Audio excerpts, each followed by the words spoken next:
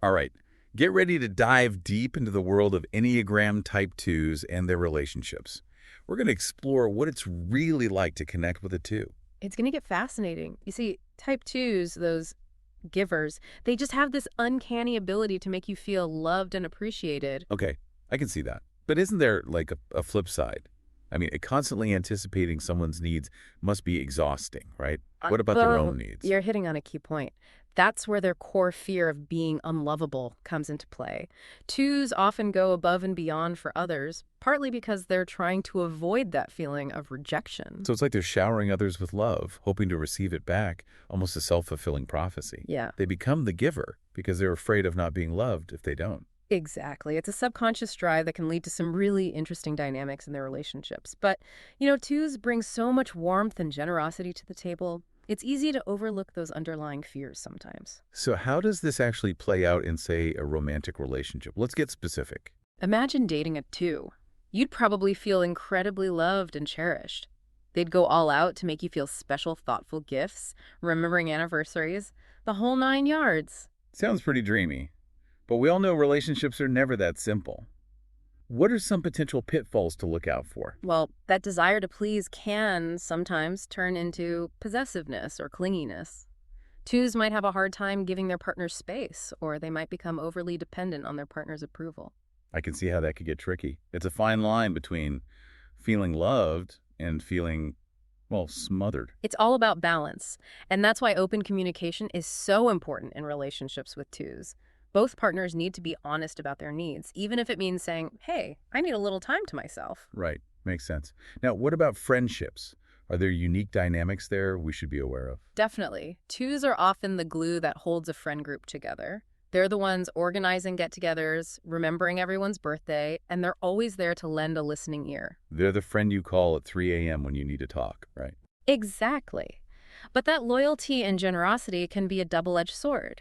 They might hold on to friendships even if they've become unhealthy. And I bet they have trouble saying no to friends even when they're already stretched thin. Absolutely. Twos often struggle with setting boundaries, especially with people they care about. It's like they feel obligated to help, even if it means sacrificing their own well-being. So as a friend of a 2, it's important to be mindful of that and encourage them to prioritize self-care. Couldn't agree more. Now, let's picture a two in the workplace.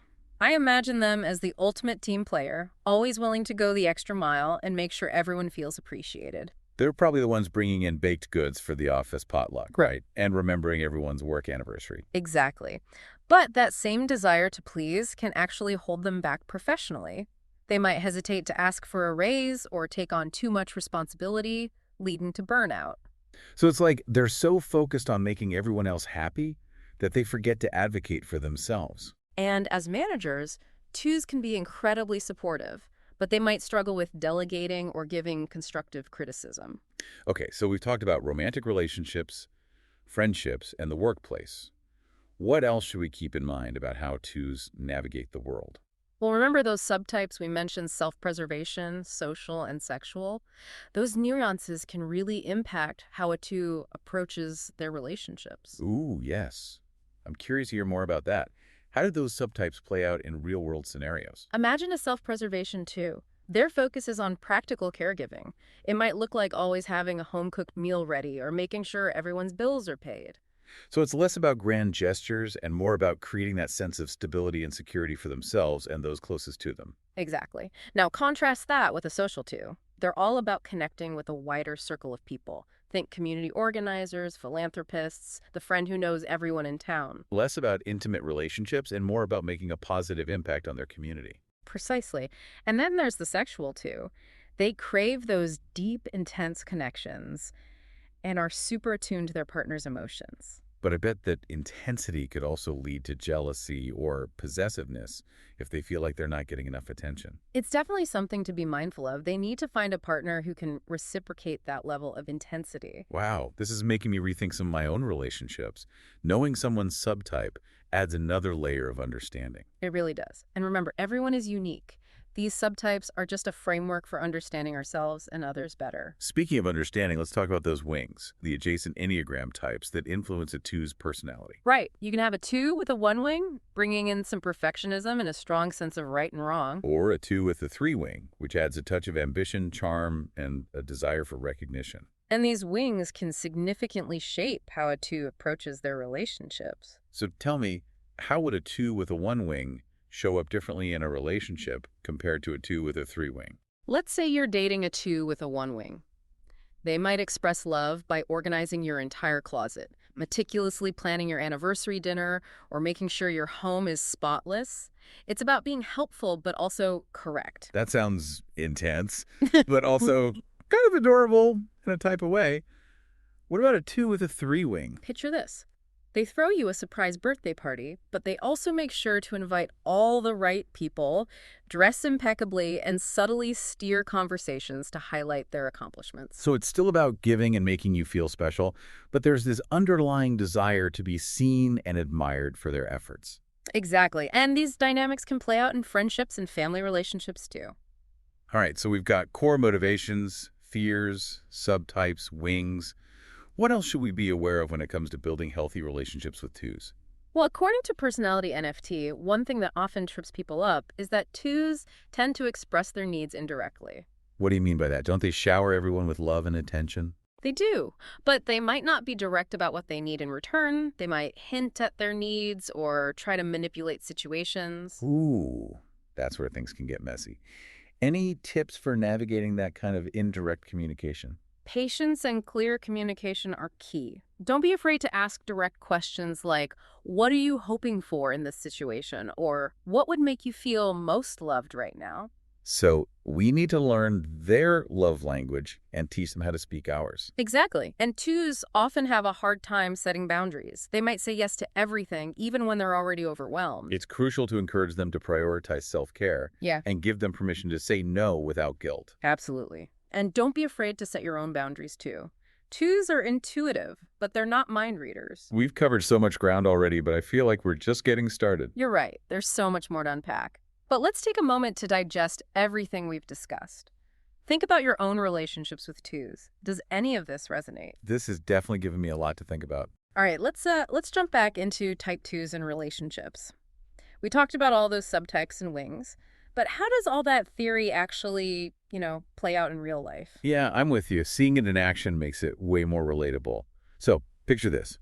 You're living with a type 2 roommate, partner, whoever. What's that like? Imagine a home that just has this welcoming feeling, Maybe the lights are dimmed, something's baking in the oven, and you just get this sense that someone's genuinely glad you're there. They're the ones who always have extra blankets on the couch and magically know exactly what kind of takeout you want after a bad day. Spot on. And they might leave you little notes, just little encouragements. Or surprise you with your go-to coffee order just 'cause. But, and this is something we touched on before, twos can really overextend themselves. Does that get magnified when you're living together? It definitely can. That urge to make everyone happy might mean they take on way more than their fair share of, chores or housework. Oh yeah, I can see how that would create resentment, even if it's coming from a good place. It's like, hey, I appreciate the clean kitchen, but I live here too. And that need for validation 2s have, it can show up in kind of subtle ways at home. They might fish for compliments on their cooking or, get a little passive aggressive if they feel unappreciated. Ooh, yeah, I've definitely seen that. It's like they're keeping score. I did this for you, so you better do this for me. And often it comes back to that fear of not being loved for who they are rather than what they do for others. So they try to prove themselves through those acts of service. Okay, so living with a two. How do you navigate that without constantly walking on eggshells? Direct, but kind. Communication. Express appreciation genuinely, but also be upfront about your needs. Like, I love that you cook dinner, but I'm wiped. How about we order takeout tomorrow and I'll do the dishes? Yeah. So acknowledging their effort, but also setting a balance. Exactly. And if you start noticing those little digs, those guilt trips, don't ignore them. Have an open conversation. It's better than letting that resentment build. Right. Makes total sense. So shifting gears a bit, Mhm. parenting. What makes a type 2 parent stand out? Think about the ideal qualities of a nurturing, supportive parent.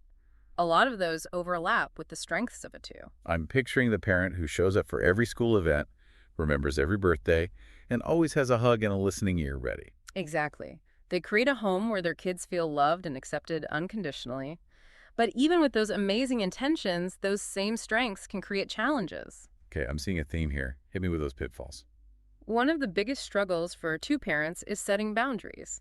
They might find it tough to give their kids enough space to, become independent. Is that helicopter parent thing, right? Yeah, and that need for validation we keep talking about, well, some 2 parents might seek that from their kids. They might try too hard to be the cool parent or, shower them with gifts to win their affection. But kids can see through that, can't they? They need authenticity, not just a performance. Absolutely. So the question becomes, how does a 2 parent balance that support and love without, overstepping or needing their kids to validate them? I guess it comes back to self-awareness, like we talked about before. A two-parent needs to ask themselves, am I doing this for my kid, or am I trying to fulfill my own needs? It's about shifting the focus from doing to being present with your kids, really listening, offering guidance without controlling the outcome, and being okay with not being the perfect parent. I feel like there's so much more we could uncover here. Oh, definitely. Layers upon layers. But before we dive into even more specific scenarios, we've got to address something important. Ooh, okay.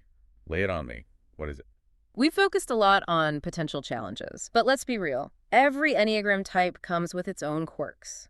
So how do we build healthy connections with 2s, regardless of the relationship? Love that. Give us those practical tips. First thing, 2s thrive on appreciation. They need to know their efforts are actually seen and valued. But it's not just a simple thank you. Right. Be specific. Instead of just saying, you're so helpful, try something like, I really appreciate that you always grab my favorite snacks when you grocery shop. It makes my day. So acknowledge the thoughtfulness behind the action. Okay, what about those boundaries we keep mentioning? How do you set those with a 2 without making them feel rejected? Frame it as self-care, not rejection. Instead of saying, I don't want you to do that, try, I appreciate the offer, but I need to learn how to do this myself. It'll help me feel more confident. So reassuring them that you value their generosity, but also asserting your own need for independence. And remember, 2s are incredibly intuitive. They pick up on subtle cues. If you're feeling overwhelmed, they'll sense it, even if you don't say anything. Wow, that's both a blessing and a curse. It really highlights the need for us to be self-aware and communicate clearly, but also with compassion. Yeah, and sometimes just changing the language a bit can help. Instead of, you're doing too much, try, I'm feeling overwhelmed right now and need some time to recharge. Taking ownership of our own feelings, not putting the blame on them. Good advice for any relationship. Now, what about that indirect communication style 2s are known for? How do we encourage them to be more direct about what they need? Ask clarifying questions. If you feel like they're hinting at something, gently probe. I sense you might be feeling emotion. Am I right? Or what would make you feel most loved and supported right now? Giving them permission to be open and honest. Exactly. And something to keep in mind. 2s often show love through actions. They might feel unloved if they aren't actively doing things for others. So even small gestures of appreciation can go a long way. Like a heartfelt thank you for listening, or you make the best coffee. And patience, lots of patience. It takes time for 2s to learn how to, voice their needs directly and set healthy boundaries. It's a journey, for sure, not a destination. So true. Now, let's zero in on a specific scenario that tends to play out a lot with 2s, that overgiving tendency. We've touched on this, but let's go deeper. What are some signs that a 2 is pushing themselves too hard? Look for those subtle clues. They might complain about being tired, but then instantly say, oh, but I'm fine. Or they might become more irritable or withdrawn. It's like they're running on empty, but they're scared to stop. Because they associate slowing down with, being a bad person or being unlovable. So how do we support them in breaking free from that? Because telling them to just relax probably isn't going to work. Nope.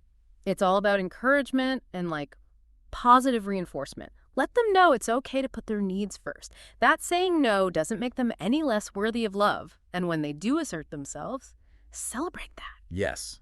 Make it a big deal. I'm so proud of you for setting that boundary. It's like positive reinforcement, right? Exactly. And sometimes being specific with suggestions helps more than general advice. Instead of take some time for yourself, try, hey, why don't you take a long bath tonight? I'll handle dinner. Make it easy for them to choose self-care. Remove the obstacles. Smart. Okay, another big one that keeps coming up. Dealing with 2C's fear of conflict. Ah, yes. Classic type 2 behavior. avoiding confrontation at all costs.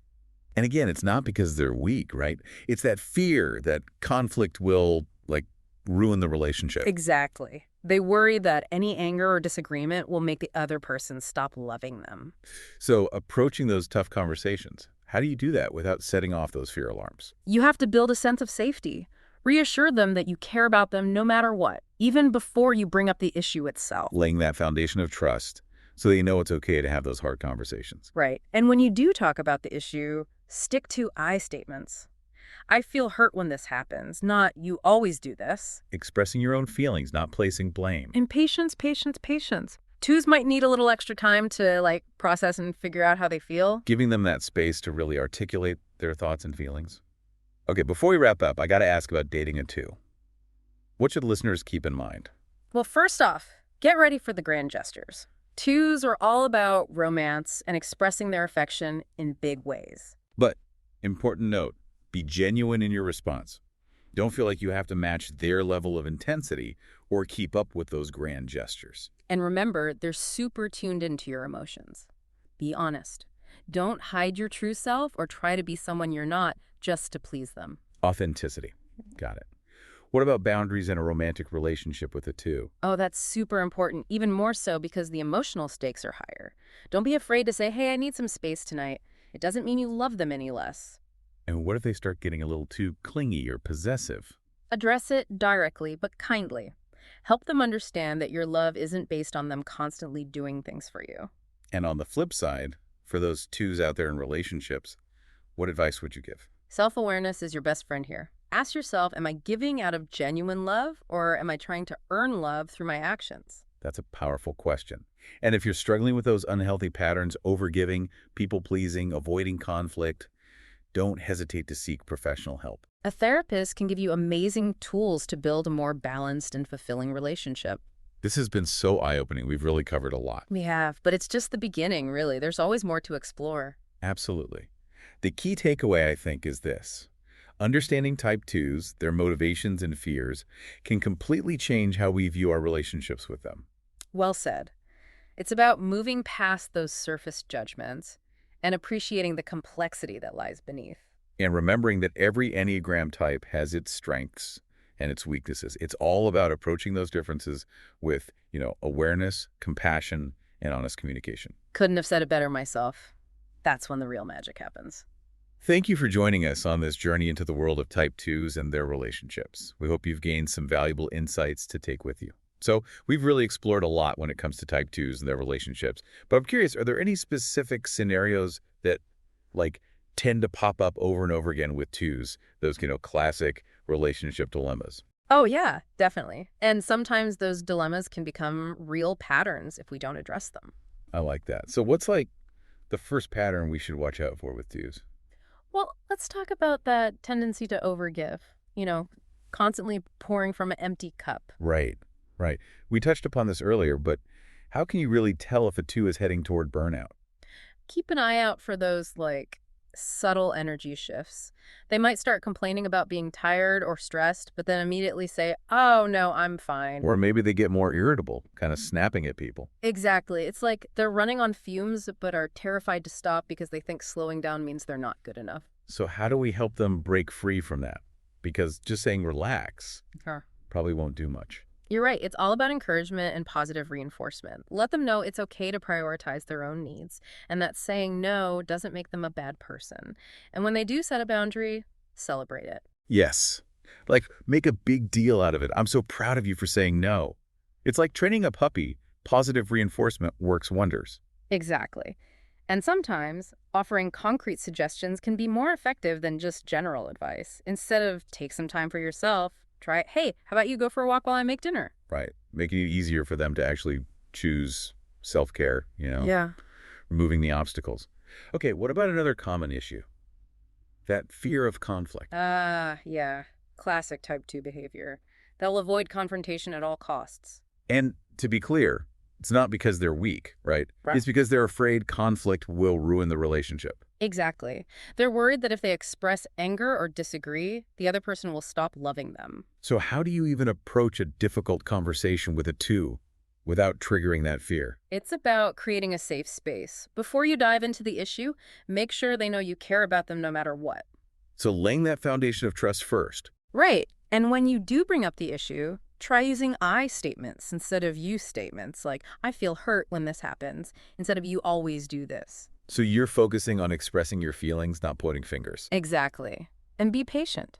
Twos often need a bit more time to process their emotions and figure out what they want to say. Giving them that space to really think things through. Okay, I got to ask about dating a two. Any advice for our listeners? Well, first and foremost, be prepared for those grand gestures. Twos love to shower their partners with affection and attention.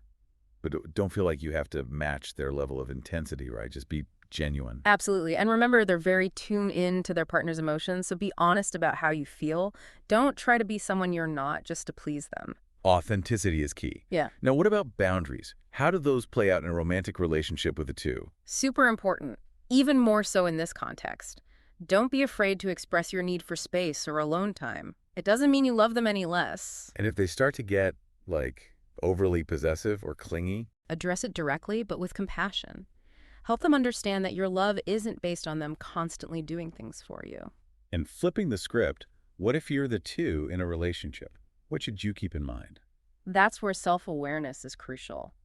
Really ask yourself, am I giving from a place of genuine love, or am I trying to earn love through my actions? That's a really good question. And for anyone out there, if you're struggling with overgiving or people-pleasing or avoiding conflict, don't hesitate to seek help from a therapist. A therapist can give you the tools you need to build healthier relationships. I think we've given our listeners a lot to think about today. We have, but remember, this is just the tip of the iceberg. Relationships are complex, and there's always more to learn. Absolutely. But I think the main takeaway here is that understanding type 2s, their motivations and their fears, can completely transform our relationships with them. So true. It's about moving beyond those surface-level judgments and seeing the beauty in their complexity. And realizing that every Enneagram type, every person, has their own strengths and weaknesses. It's about approaching those differences with compassion, understanding, and honest communication. Couldn't agree more. That's how we create truly meaningful connections. Thank you for joining us on this deep dive into the world of Enneagram Type 2s and their relationships. We hope you've gained some valuable insights that you can apply to your own life.